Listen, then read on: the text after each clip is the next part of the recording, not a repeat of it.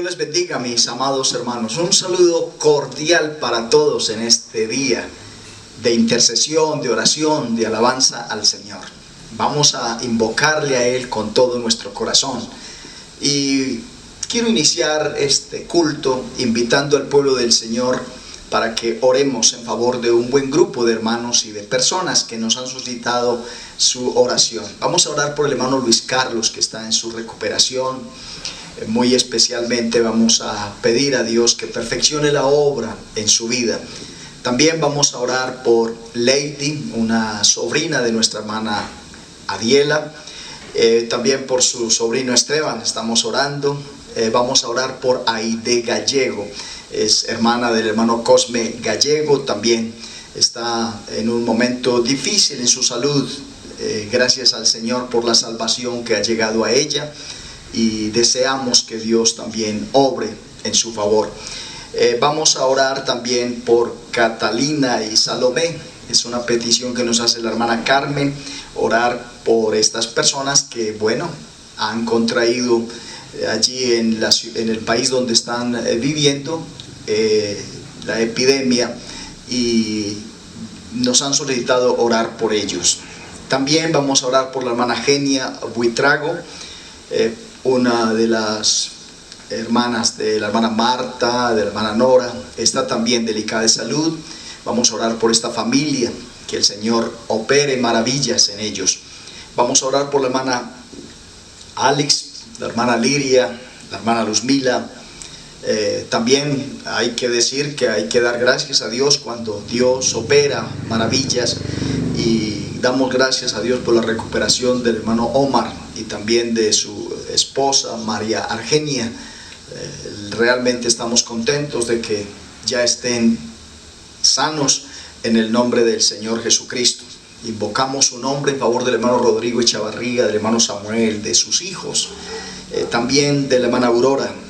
Seguimos clamando al Señor y damos gracias a Dios también por la recuperación de Jairo, esposo de la hermana Victoria. Nos alegra saber que hay buenas noticias y él continúa bien, gracias al Señor. Por la hermana Arzoli, la hermana María Isaza, por Camilo seguimos clamando que Dios lo ayude allá en Panamá, Diego allá en Brasil, que Dios los bendiga grandemente. Y vamos a orar por todas las familias de la Iglesia del Señor en Laureles. Como siempre lo digo, si hay algún hermano en este momento que se encuentren enfermos, delicados de salud, yo quiero que crean, porque nosotros vamos a orar también en su favor. Puede ser que aquí en la lista no lo hayamos nombrado, pero sabemos que Dios es todopoderoso para operar en su necesidad. Cualquier necesidad que tengan mis hermanos, cualquiera sea la necesidad, yo quiero invitarles para que se unan a este clamor que voy a hacer con todo el pueblo del Señor, porque vamos a orar, vamos a interceder. Somos una familia.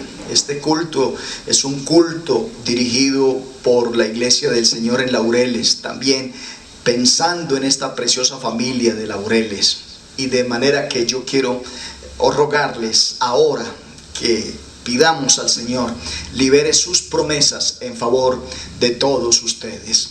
Es soberano Dios y Padre nuestro, levantamos una vez más nuestra voz delante de ti, muy convencidos de que tú eres fiel, Señor, y que tus promesas también son fieles y son verdaderas. Gracias te doy, Señor, por nuestra familia, la familia de la Iglesia del Señor en Laureles, por cada uno de los hermanos que conforman esta preciosa congregación y todas las familias de los hermanos. Presentamos delante de ti este buen grupo de hermanos, hermanas y también familia de los hermanos que he mencionado. Tú tienes poder para operar maravillas, tienes poder para liberar sus promesas en favor de tus hijos, en favor de tu pueblo. Yo te ruego, Señor, que hoy te glorifiques en cada uno de nuestros hermanos y hermanas, y que podamos traer a nuestros oídos siempre buenas noticias de la manera en que tú te has manifestado a tu pueblo y a tus hijos. Tu palabra dice que todo lo que pidamos en oración creyendo lo recibiremos, y es conforme a tu voluntad.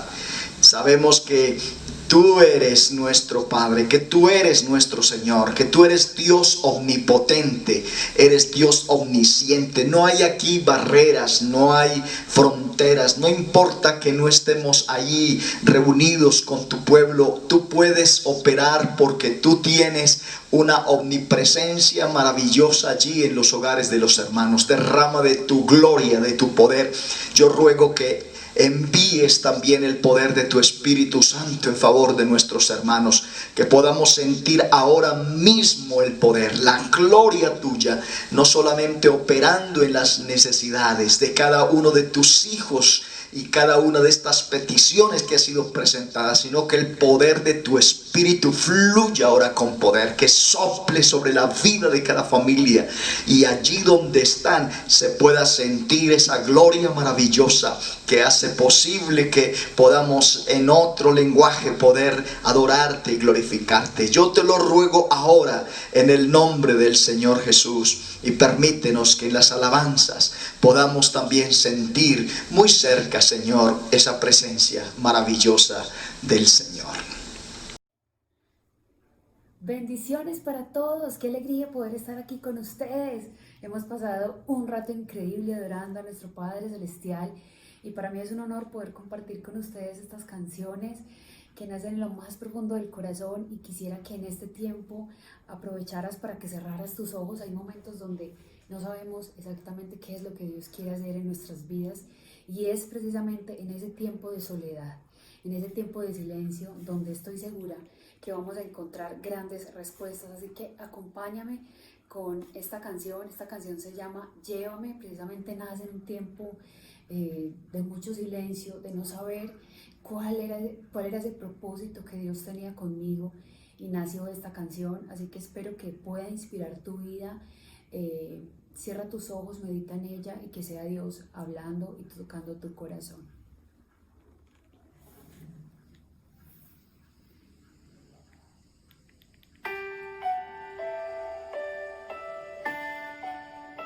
Cierra tus ojos, medita en la letra.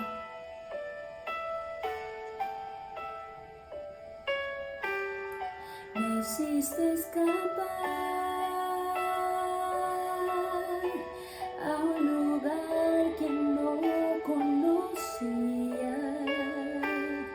Me hiciste salir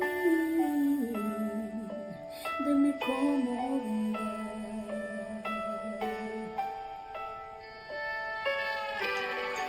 En la soledad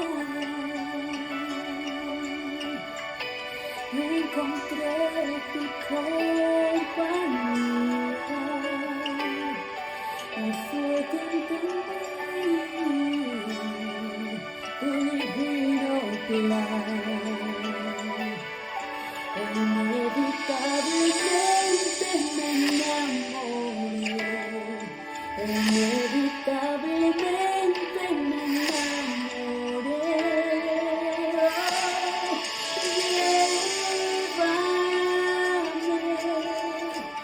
A donde quieras ir, no quiero estar sin ti, aunque me cueste todo, y aunque sea extranjera, encuentro mi hogar en tu presencia.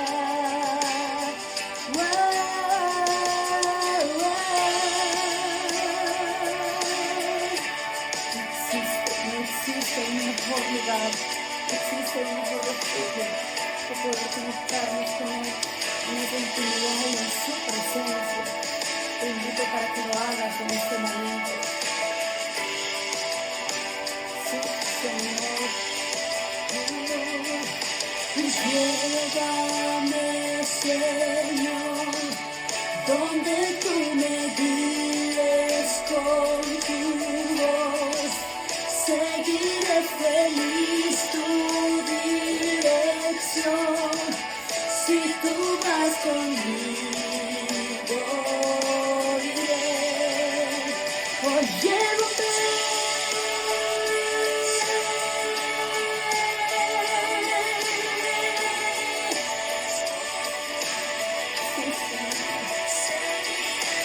Solo si tú vas conmigo, papá Dios. Si tú vas conmigo,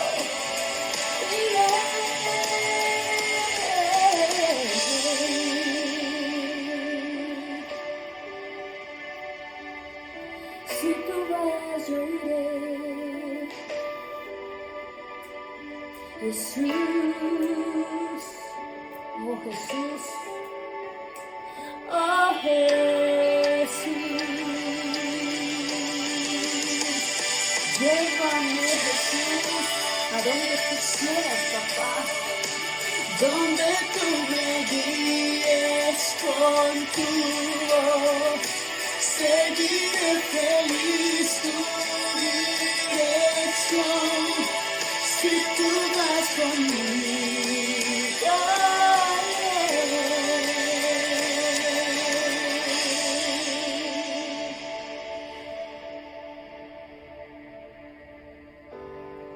Me hiciste escapar a un lugar que no conocía, y fue que entendí tu divino plan. Amén, gloria a Dios. Y entendiendo que en esos momentos de silencio Él nos lleva para transformarnos, pero ¿saben para qué también? Para confrontar nuestra fe y hacerla crecer y hacernos pasar al otro lado, porque no tenemos otra alternativa sino irnos con Él y cruzar al otro lado. No nos podemos quedar en ese mismo punto. Él nos lleva en lo secreto para mostrarnos la mejor estrategia que nos conduce para que podamos pasar juntos con Él al otro lado. Y por eso quiero compartir contigo esta canción, titula Al otro lado. Al otro lado es donde vas a poder ver ese arco iris brillar, donde vas a poder ver aquel problema que tú has estado enfrentando por años, y aquí es donde tú vas a poder coger ese problema y le vas a mostrar cuán grande es tu Dios.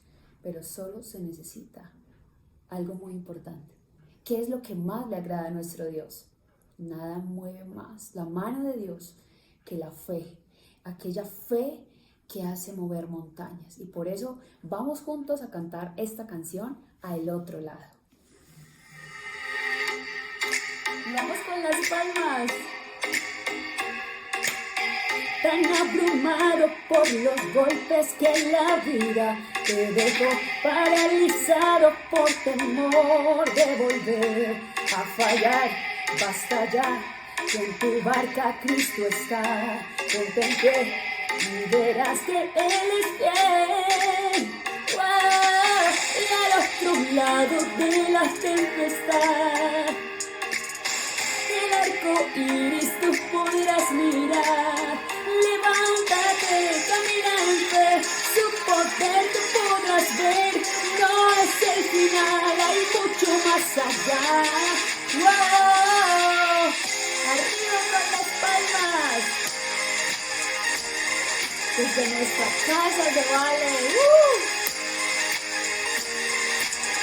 Has olvidado que Él todas sus promesas cumplirá. Lo que Él dijo lo hará. Él no sabe fallar. Prometió que a tu lado estará. Él es fiel y nunca te dejará. No, y al otro lado de la tempestad, el arco iris tú podrás mirar. Levántate, caminante, su poder tú podrás ver. No es el final, hay mucho más allá. ¡Wow! Y al otro lado de la tempestad, el arco iris tú podrás mirar. Levántate, caminante, su poder tú podrás ver. No es el final, hay mucho más allá. ¡Wow! Si Él lo prometió, Él lo cumplirá. A tu lado estará. Wow. Si Él lo prometió, Él lo cumplirá. A tu lado estará. Wow. Y al otro lado de la tempestad, el arco iris tú podrás mirar. Levántate, camina en fe, su poder tú podrás ver. No es el final, hay mucho más allá. No es el final, hay mucho más allá. ¡Wow! Amén. Bendiciones para todos. Chao, chao.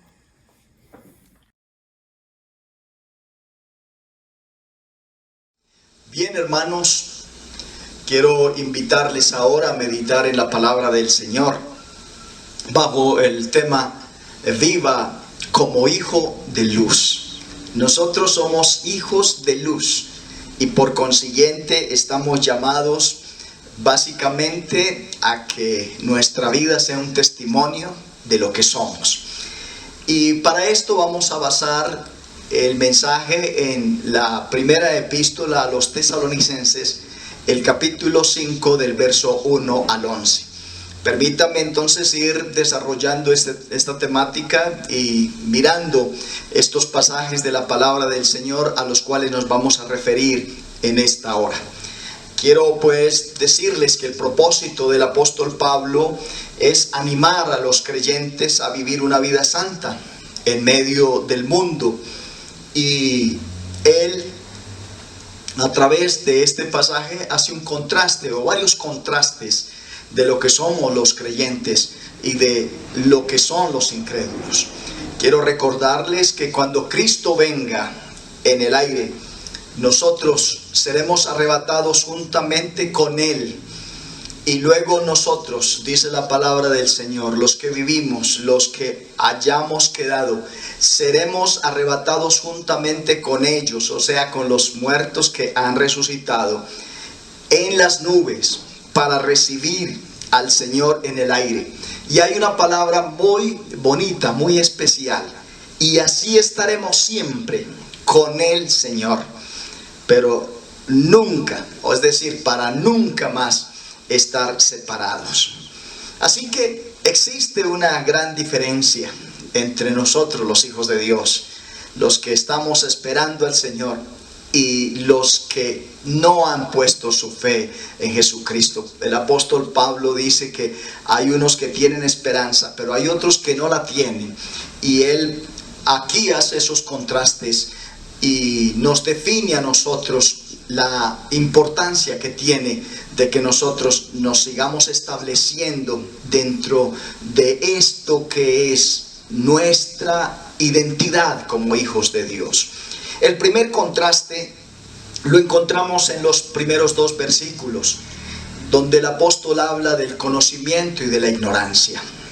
Es lógico que los hijos de Dios tenemos ahora un conocimiento muy claro de los acontecimientos que vendrán, y el mundo que no lo conoce ignora lo que pronto sucederá. Y dice el versículo 1 y 2: pero acerca de los tiempos y de las ocasiones, no tenéis necesidad, hermanos, de que yo os escriba, porque vosotros sabéis perfectamente que el día del Señor vendrá así como ladrón en la noche. Así que el apóstol nos habla de los tiempos y de las ocasiones. Dios tiene un plan definido para las naciones del mundo.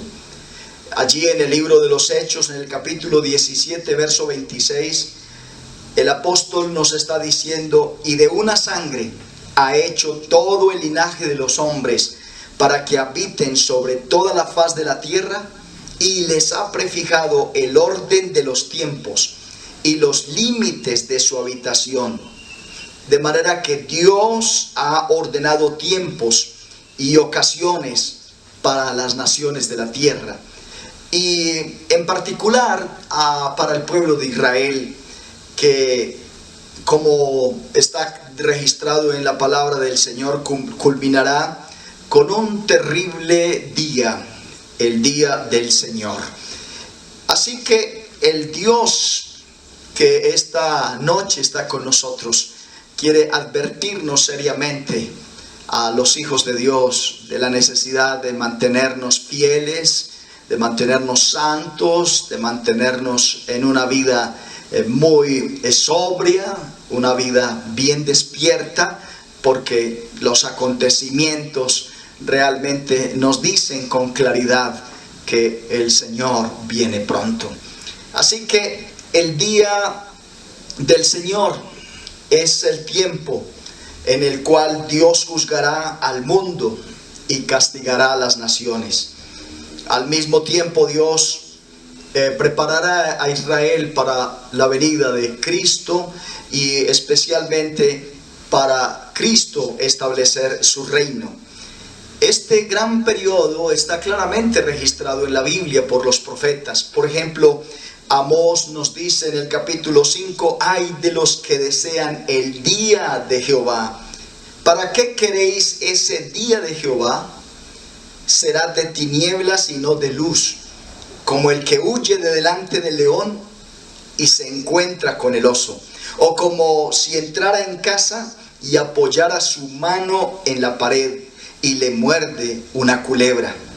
¿No será el día de Jehová tinieblas y no luz, oscuridad que no tiene resplandor?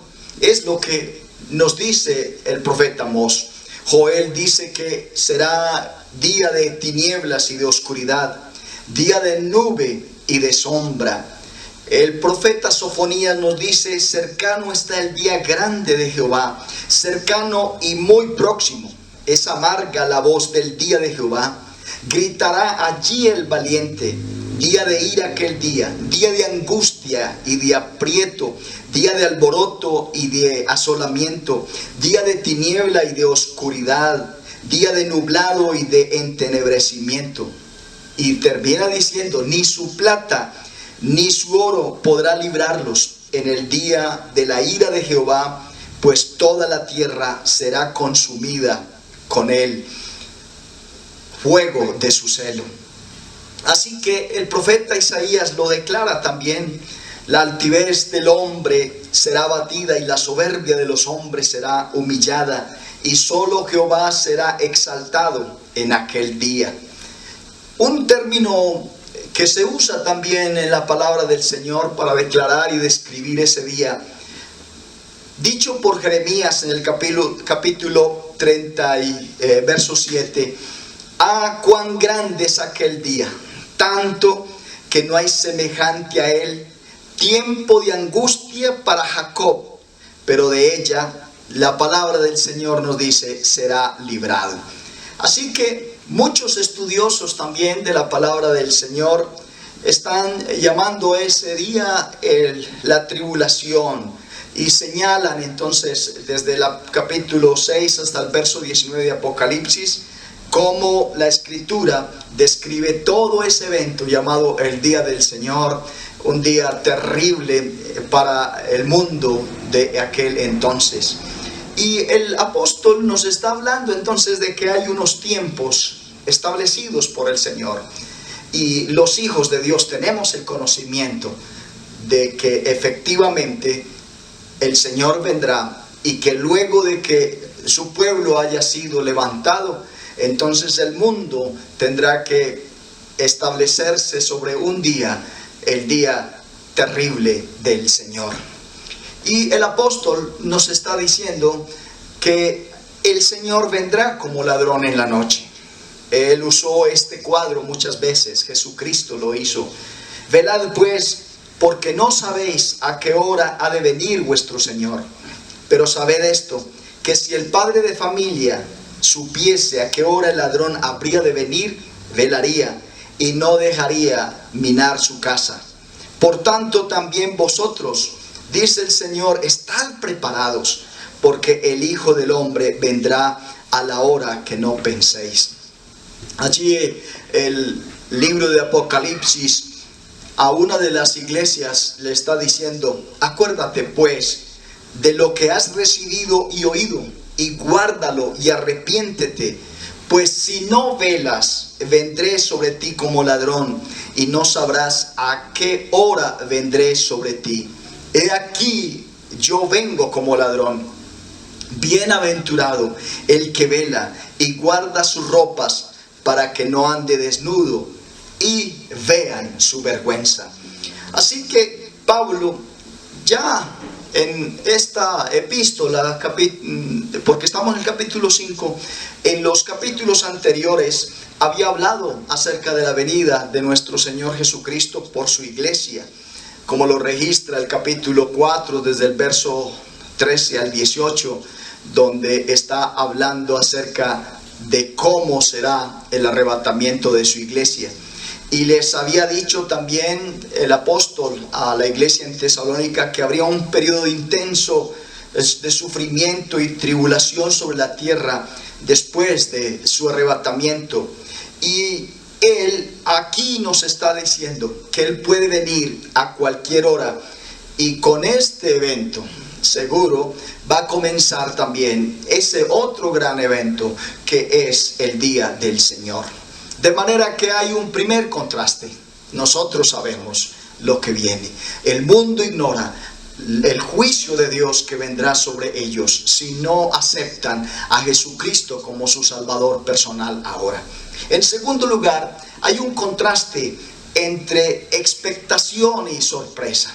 Allí en los versículos 3 al 5 dice Pablo que cuando digan paz y seguridad, entonces vendrá sobre ellos destrucción repentina, como los dolores a la mujer encinta, y no escaparán. Mas vosotros, hermanos, no estáis en tinieblas, para que aquel día os sorprenda como ladrón, porque todos vosotros sois hijos de luz e hijos del día. No somos de las tinieblas de la noche. Por tanto, no durmamos como los demás, sino velemos y seamos sobrios. Así que mire, hermano, el mundo inconverso estará viviendo para ese momento una época de aparente paz y seguridad, justamente antes de que ocurran estos eventos catastróficos. Cuando ellos digan paz y seguridad, entonces nosotros estaremos diciendo Cristo viene, y con él viene el juicio.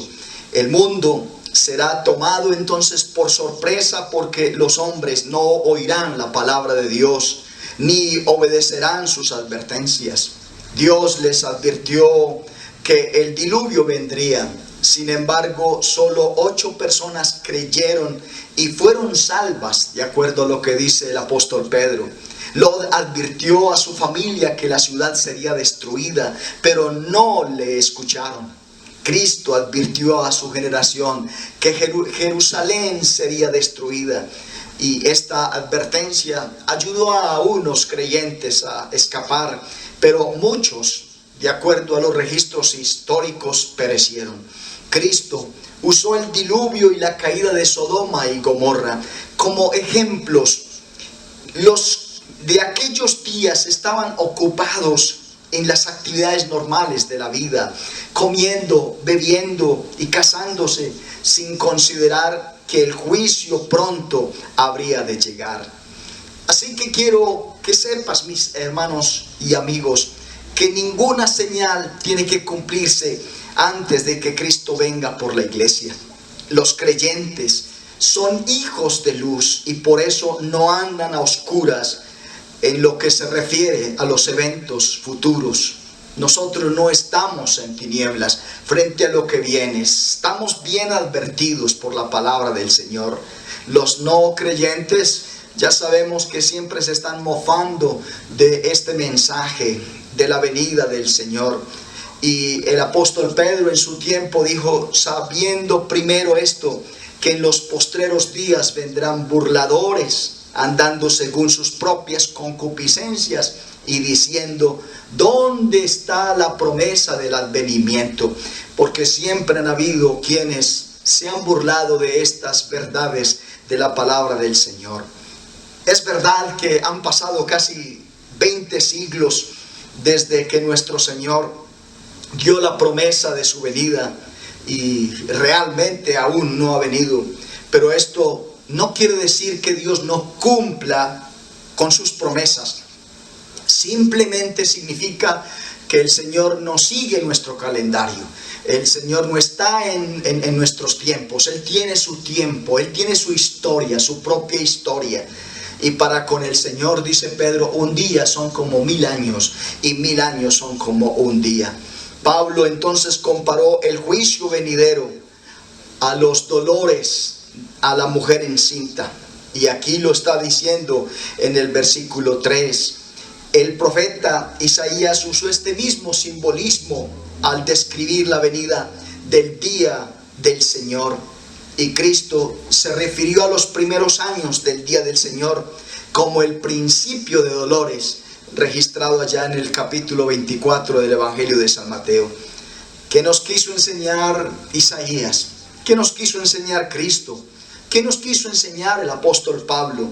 Que el día del Señor dará a luz el reino. Cuando los juicios de Dios hayan terminado, el Señor vendrá con poder y gran gloria a reinar. Los creyentes debemos entonces vivir a la espera de la venida del Señor. Hay que vivir, hermanos, a la luz de su venida. Tenemos que darnos cuenta de que el mundo no tiene interés en las cosas del Señor, pero ellos efectivamente van a ser juzgados. Y nosotros también debemos saber que nuestras obras van a ser juzgadas. De manera que no debemos estar muy de la mano del mundo, sino que debemos estar sirviendo al Señor y conectados con esta gran verdad de que el Señor regresa por quienes lo tienen en cuenta, por quienes viven de acuerdo a los valores eternos.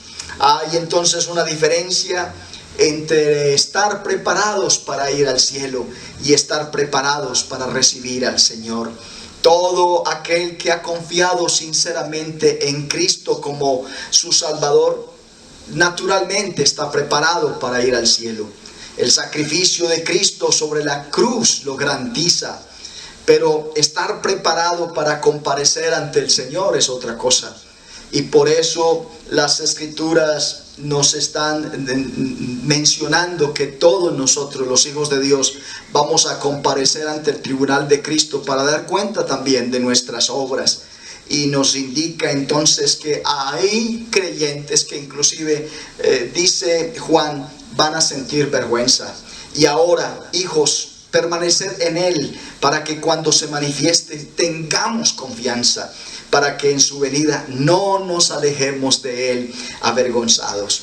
Así que los creyentes que viven a la espera de la venida del Señor ciertamente gozan de una tranquilidad y gozan de una esperanza bienaventurada y maravillosa. Pablo señaló los resultados prácticos de vivir en la espera del Señor Jesucristo. Él por eso hace aquí otro contraste, y es el contraste entre la sobriedad y la embriaguez. Y dice el versículo 5 y 8, por tanto, no durmamos como los demás, sino velemos y seamos sobrios. Pues los que duermen, de noche duermen, y los que se embriagan, de noche se embriagan. Pero nosotros que somos del día, seamos sobrios, habiéndonos vestido con la coraza de fe y de amor, y con la esperanza de salvación como yelmo. Ser sobrios significa estar alerta, vivir con los ojos abiertos, ser cuerdos y firmes.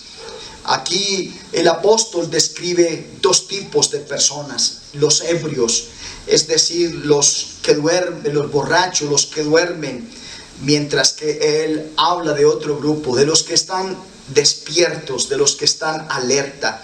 El peligro estaba cerca, pero los que estaban borrachos y dormidos no se dieron cuenta de él. Y el grupo alerta estaba preparado y sin temor. Eso es lo que nos está diciendo el apóstol en este pasaje. Ya que Somos hijos del día. No debemos vivir como aquellos que pertenecen a la oscuridad, mis amados hermanos. La noche avanza y se acerca el día.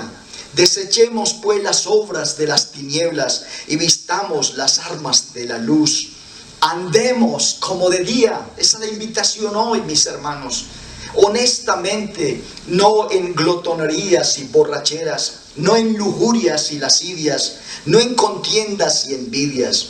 En otras palabras, siendo que el día se acerca, es hora que despertemos, que nos vistamos de esta vestimenta que Él nos propone, la coraza de fe y de amor y la esperanza de salvación como yelmo.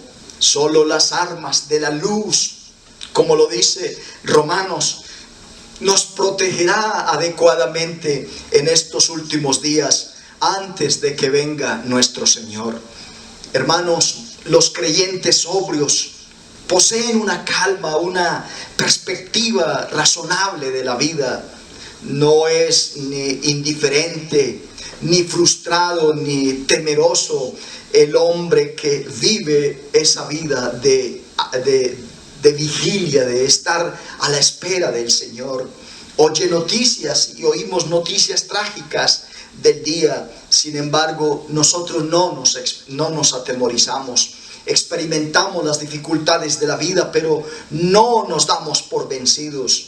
Sabemos que su futuro y nuestro futuro está seguro en las manos de Dios.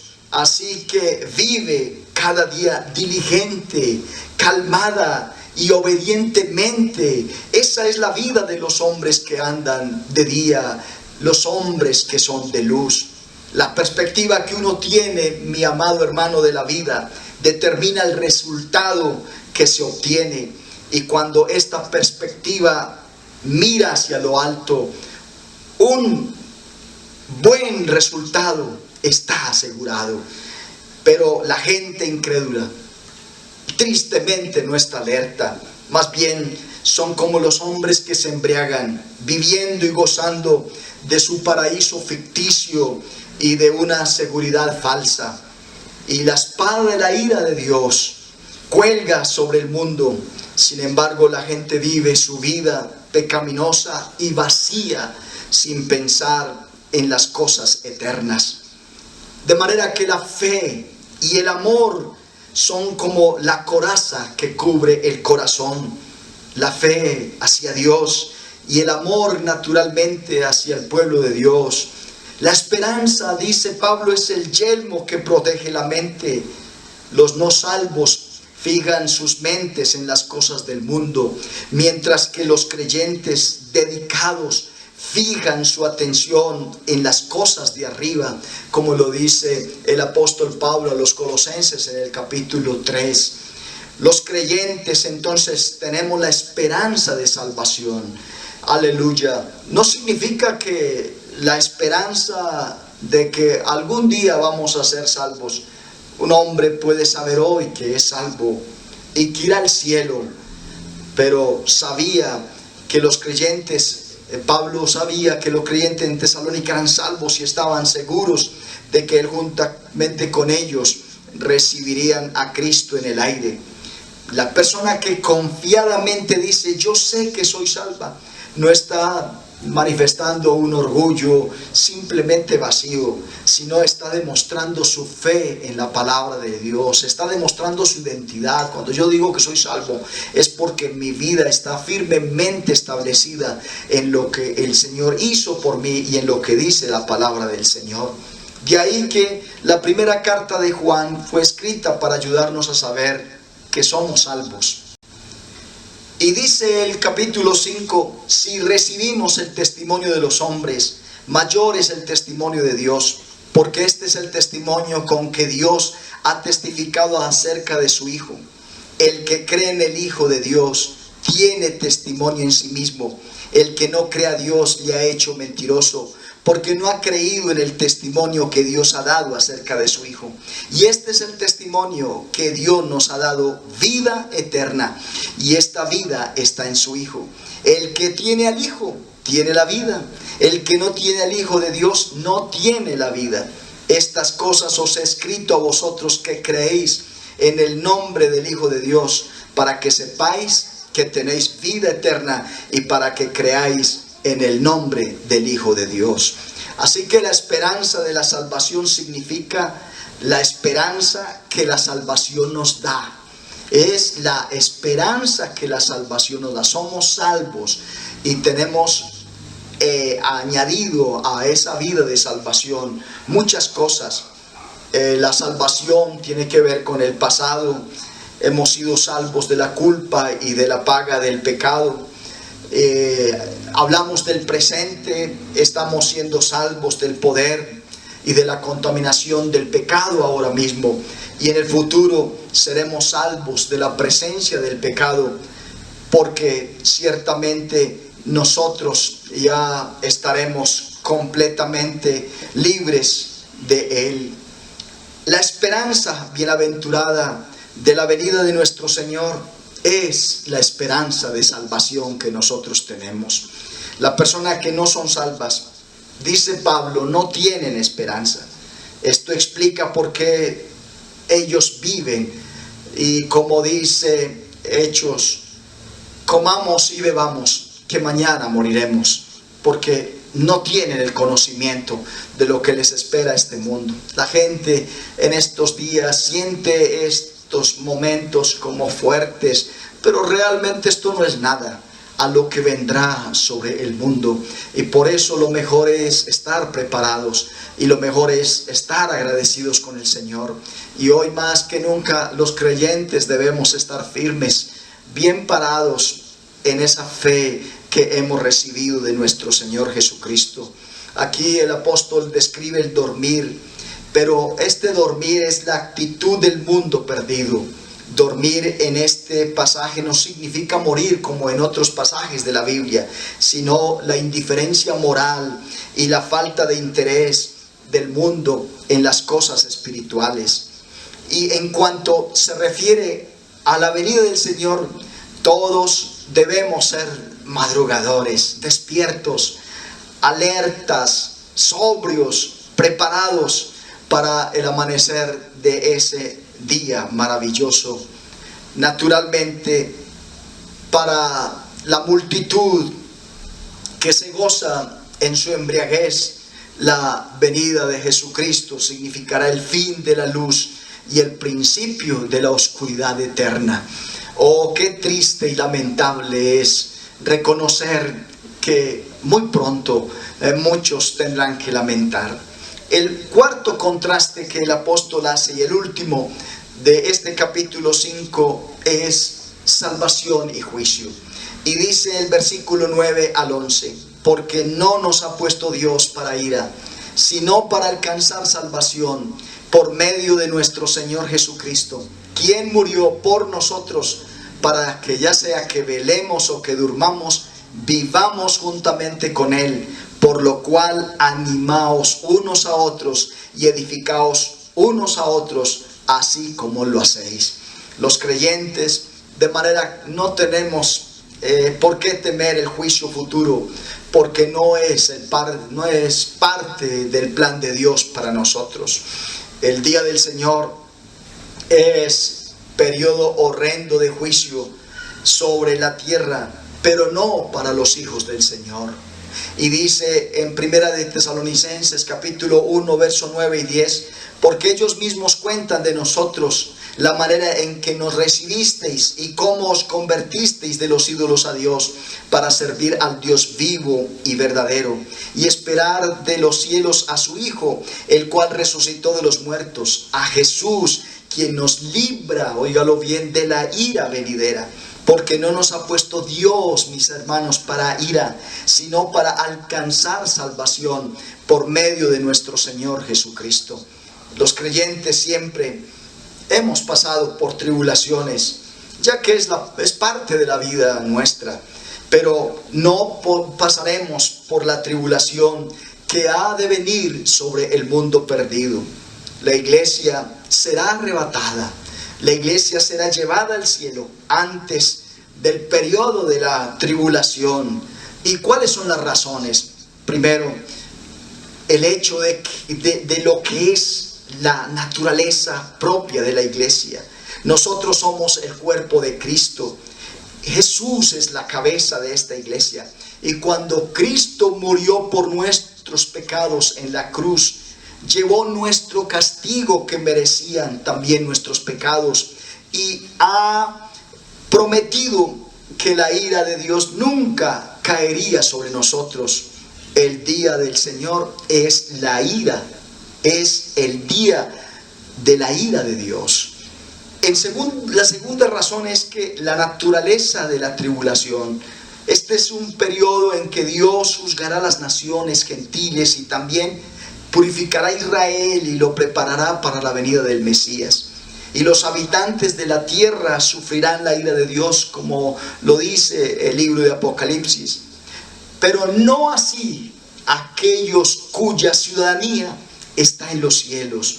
Dios juzgará a los habitantes de la tierra por su iniquidad, pero en la cruz ya el Señor ha juzgado los pecados del creyente. Por tanto, la ira de Dios cayó sobre Jesucristo, y por tanto los que tenemos a Cristo ya sabemos sobre quién cayó el juicio y la ira divina. En tercer lugar, la promesa de la venida inminente de Cristo. Inminente significa a punto de suceder, y nada tiene que ocurrir para que Cristo venga, excepto la salvación de la última persona que completará el cuerpo de Cristo, que es la iglesia. Si el arrebatamiento de la iglesia no ocurriera antes de la tribulación, sabríamos cuándo habría de venir el Señor, porque la secuencia, las señales y los tiempos están descritos en detalle. Vale la pena entonces notar que la palabra iglesia no se usa en Apocalipsis desde el capítulo 4 hasta el capítulo 22. También debemos tener en cuenta que Pablo esperaba la venida de Cristo, ya que hablando de este tema usó siempre el pronombre nosotros, y él estaba convencido que él estaría en ese momento. Finalmente, el mismo orden de los eventos que están registrados en el capítulo 2 de la segunda de Tesalonicenses. Cristo murió por nosotros para que viviéramos por Él, y para Él y con Él. Óigalo bien, ya sea que vivamos o que muramos, despiertos o dormidos, somos del Señor y viviremos con Él.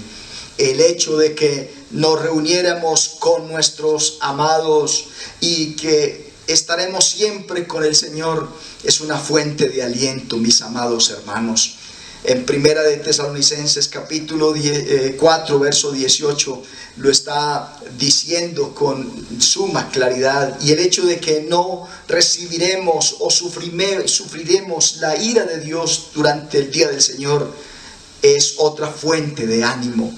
De manera que hoy podemos estar contentos, debemos estar satisfechos, porque la verdad de que la venida del Señor es inminente nos anima a guardarnos puros, porque el que tiene esta esperanza se purifica así como Él es puro, y también nos anima a trabajar por la salvación de los perdidos. Nos anima a estar en constante expectativa de las cosas espirituales y apreciando la palabra, buscando el rostro del Señor. La seguridad de que estamos con el Señor entonces nos fortalece en las dificultades de la vida y nos motiva a vivir esa vida que Dios quiere que vivamos, una vida de luz, una vida sobria, una vida despierta, una vida a la espera de las cosas que el Señor ha prometido para nosotros. Muchos creyentes gozan de una situación tan cómoda hoy en día. Algunos tienen tanto apego a las cosas del mundo que ciertamente uno sabe que la expectativa de la venida del Señor no es sus prioridades, y sin embargo queremos animarlos a que no pierdan de vista que nosotros no estamos esperando otra cosa sino la manifestación gloriosa de nuestro amado Señor Jesucristo. Yo quiero decirle a los familiares de los hermanos, a los amigos, si ustedes todavía no han aceptado a Cristo, entonces yo quiero decirles que les espera el juicio, ya que está establecido para los hombres que mueran una sola vez y después de esto el juicio. Pero yo quiero decirles, no hay necesidad de que sigan andando a oscuras.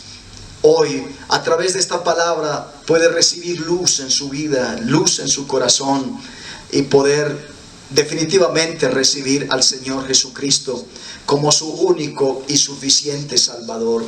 O tú sigues ignorando que ciertamente Jesucristo vino para salvarte y que regresó al cielo y que volverá por sus hijos.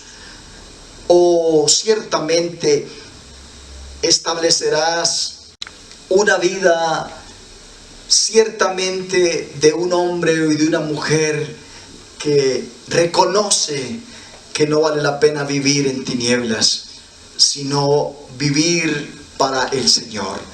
Yo quiero invitarle este día, en el nombre del Señor Jesús, acepta la obra que el Señor ha hecho en su favor, de librarle de antemano de la ira venidera, del juicio establecido por el Señor para aquellos que no le han aceptado, no le han recibido como su único y suficiente Salvador.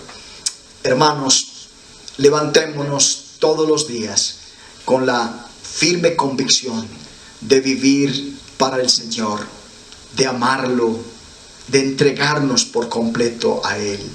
Maravilloso Dios y Padre nuestro, gracias te doy en esta noche por la oportunidad que nos das de proclamar tu palabra.